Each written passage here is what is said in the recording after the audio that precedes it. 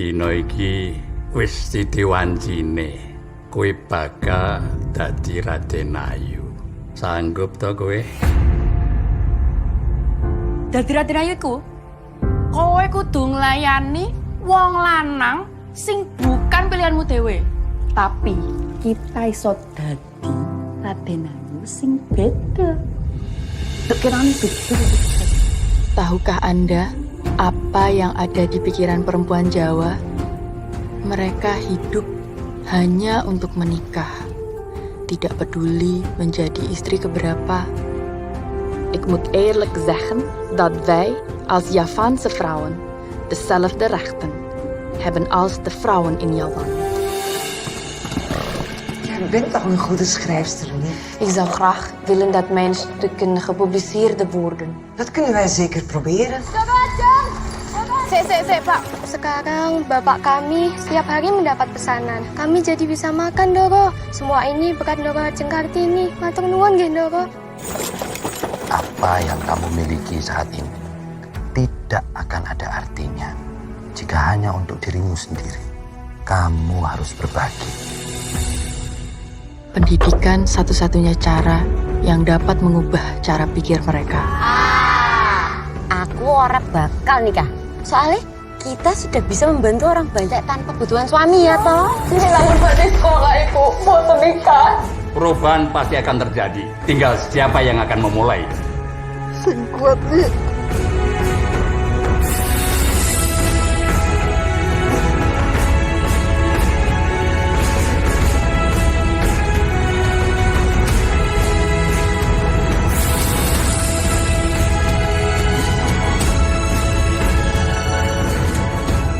Tubuh boleh terpasung, tapi jiwa dan pikiran harus terbang sebebas-bebasnya.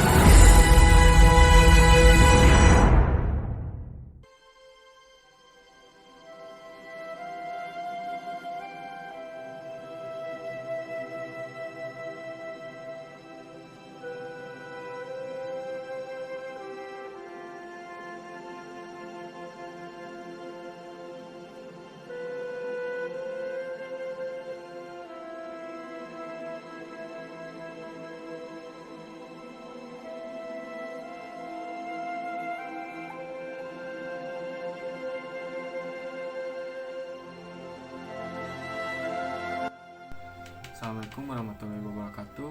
Izin memperkenalkan diri, kami dari kelompok 9 ingin mempresentasikan hasil kerja kami, yaitu menganalisis unsur intrinsik dan ekstrinsik film Kartini.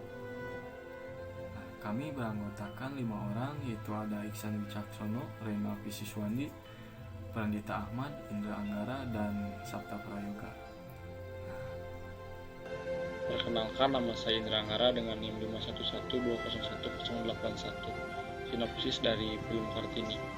Film ini adalah kisah nyata perjuangan seorang Kartini, pahlawan wanita yang sangat populer di Indonesia. Di Indonesia pada awal tahun 1900 Masehi, wanita tidak diperbolehkan memperoleh pendidikan yang tinggi, bahkan untuk para ningrat sekalipun.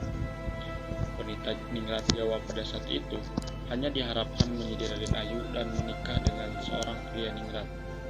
Kartini tumbuh dengan melihat bagaimana ibunya yang bernama Ngasirah menjadi orang terbuang dan dianggap pembantu di rumahnya sendiri karena tidak mempunyai darah ningrat. Ayahnya, Raden Sosroningrat, yang mencintai Kartini dan keluarganya juga tidak berdaya melawan tradisi pada saat itu. Kartini berjuang sepanjang hidupnya untuk memperjuangkan kesetaraan hak bagi semua orang dan hak pendidikan bagi semua orang, terutama untuk perempuan.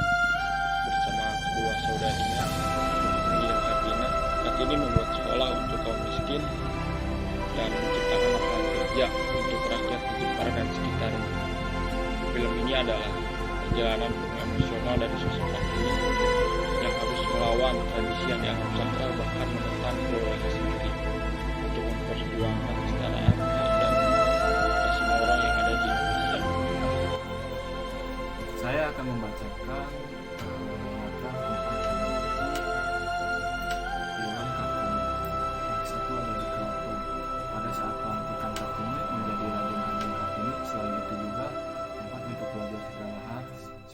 memasak, bermain, mengajarkan membaca, menulis, dan berhitung kepada masyarakat kecil, dan membaca buku yang diberikan oleh kakaknya yaitu Kartono Sosrodiningrat yang menempuh pendidikan di Belanda.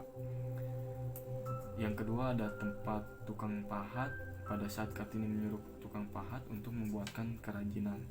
Yang ketiga ada di rumah Belanda, kunjungan saat membahas untuk menerbitkan sebuah karya tulis atau buku karya R.A. Kartini.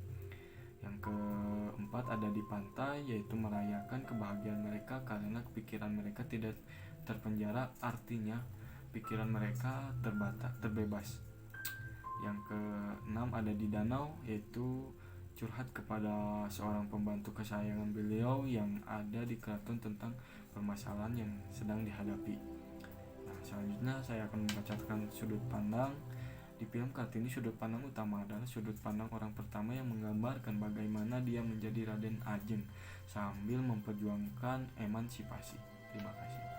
Assalamualaikum warahmatullahi wabarakatuh. Perkenalkan, nama saya Ihsan Wicaksono dengan NIM 511201068. Di sini saya akan menjelaskan tokoh dan penokohan dari film Kartini.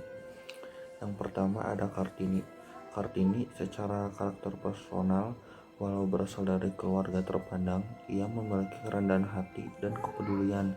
Kecerdasan yang dimilikinya ia tularkan kepada orang-orang di sekitarnya. Bagi Kartini, setiap orang berhak memiliki kebebasan dan masa depannya. Yang kedua ada Raden Mas Adipati. Dan Mas Adipati diperankan oleh Didi Sutomo. Ia sebagai ningrat yang punya intelektual. Raden Mas Adipati sangat mendukung keinginan Kartini untuk sekolah tinggi.